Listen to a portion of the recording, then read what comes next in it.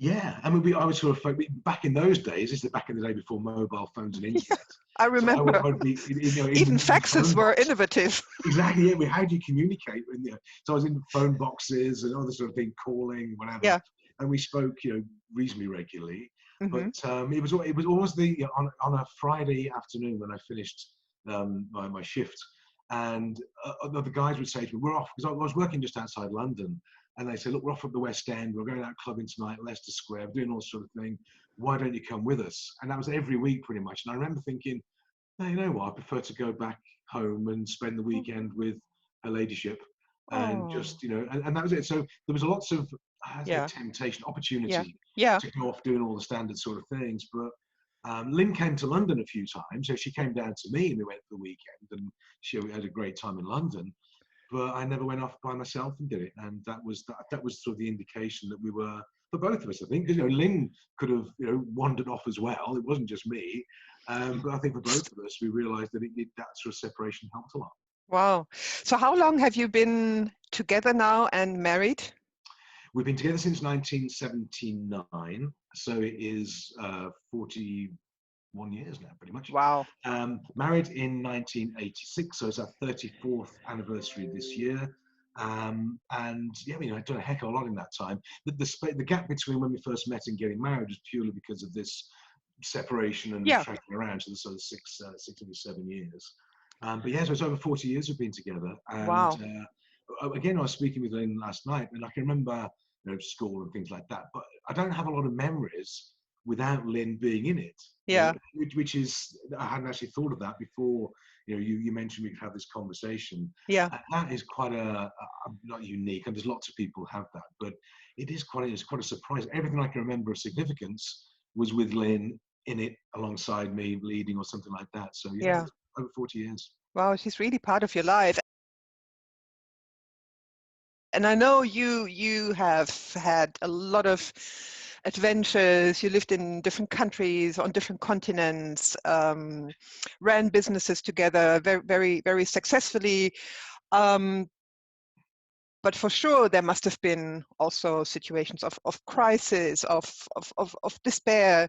So when you look at the timeline in your mutual life with Lynn, Mm. um, the current situation we're in, how would that rank with regards to other crises that you have gone through as a couple? It's a great question. I think in terms of the scale of the crisis, it's the most significant I've ever seen. I Yeah, think globally, there's probably unique terms. yeah, I think in terms of our relationship and certain business, now when it's not at the high level, I would say it's a 2 or 3 out of 10. And what I mean by that, not that we have had a huge amount of disruption in the business, as hmm, everybody in business has, but we've got to the point because we've been on this roller coaster ride through this is my fourth or fifth major crisis in business, if you like, and I've hmm, figured out that actually we get through it okay if we stick together and we get through it. So this time around, it's tough, and I'm seeing a lot of clients struggling and having a tough time, which is heartbreaking, yeah, but it will end. And so when we have that sort of trust in ourselves, I suppose, that we're going to yeah. be okay and get through it. So it is a very dramatic crisis. I'm not worried about it. I'm concerned, obviously, but if this had been the first one we'd experienced as a couple and in the business maybe 25 years ago or something, yeah, I would have been a bit different, but a bit more. I've got more grey hairs than a lot of people, and so we sort of know how it works, what we can do. We can create something as we go along. So although it's a very significant crisis, again, but because we're together on it, yeah, we're not that concerned. We are Yeah. concerned for our clients and everybody else, but what we do, no, we're okay. So a lot of couples now face a situation where they have to stick together 24/7, which is something they're not used to, and also the stress, the uncertainty, the worry, the fear puts a lot of pressure Yeah. on a relationship, and a lot of relationships are ready to fall apart. In with the crisis management that you have experienced over the last couple of decades with Lynn, how do you support each other during times of crisis? I think because when marriage, marriage is a roller coaster, but life and business, when you're in your own business, Yeah. in career, there's always ups and downs. And we've had shocks to the system before. We've been through some crises of, cash flow or situations and stuff like that. I Hmm. think what we've been fortunate in is that if it's me who sort of crashes and burns or has Hmm. the pressure and the stress, Lynn is the one who sort of picks me up. Right. And if Lynn crashes and burns or has the stress and the situations, I pick her up. The challenge is, however, if you both crash and burn at the same time, Yeah. what do you do? Now, I've experienced that as well because we're both quite highly strong character people, and if we both go down at the same time, that's difficult. So I find if providing one is up and one is down, we're good. We can pick each other up and we can smile and away we go. If we're both under that level of pressure, which may be the case for a lot of people now, and I've Yeah. been there myself, I found just initially a bit of time separation. I don't mean leave, Yeah. but just sit in a different room, Yeah.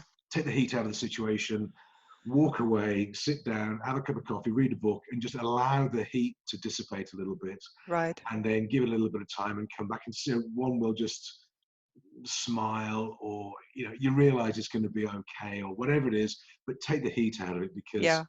fear and stress, and I think this fear that people have now, whether it's around money and career and their loans, whatever it is that the amplification in their mind makes it appear a lot worse than it actually is. Yeah. Because they're going to be okay, but they don't see that right Yeah. now. Well, with age and experience, I know we're going to be okay to a degree. We'll figure it out. But I think, a bit of time separation. So we sit in a separate room, or one goes upstairs, one goes downstairs, or Lynn's pattern, I would be told off for this. If there's pressure and stress, Lynn will Yeah. go and do the garden. If Lynn's doing the garden, that normally means I'm in trouble. So Lynn does the garden. I keep out of the way.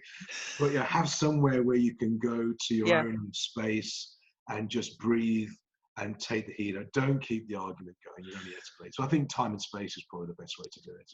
And also for the other one to recognize that the partner needs the space and allow that space, and not come walking after after that person, say, hey, talk to me now, but just allow that space.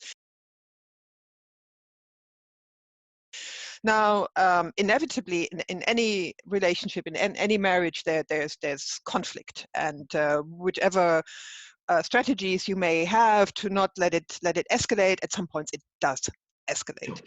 Yeah. What are your tips for having a good conflict culture as a couple? How do you fight well as a couple?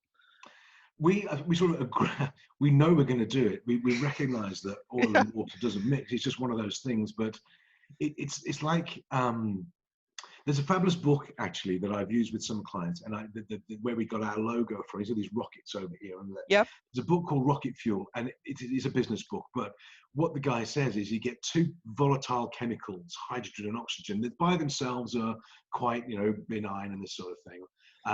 But then when you put them together and spark, you get lots of heat and movement, and there's it's violent, not violent, but heat and creativity. Yeah. And Yeah. we've recognized that we are two volatile substances, Hmm. but we get the best from ourselves and our relationship and our business ventures. We have to ignite it sometimes. So we want to create the light. Yeah. If we're going to create the light, we have to know there's going to be heat as well. Yeah. So we know we're going to do it. We know we're doing it. We never get to the point that the deal we have, if there's a deal, I suppose, Yeah. we never get physically violent. I would never hit. That never happens. Never going to happen.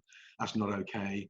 But if we want to let off a bit of steam or fall out or argue and shout and scream occasionally, that's okay. Now we de-escalate it really quick, but it's how we've recognized that it's how we are. And Yeah. if in order to have the calmness and the happiness and everything else, we recognize we've got to have that turbulence and the heat. Yeah. There's also the opportunity of making up as well, which is absolutely okay. Hmm. But no, I think for me, if I not advice, but my experience is, you've got to allow the heat to come out somewhere, because if you take it all in, it bottles up and it Right. comes out somewhere else.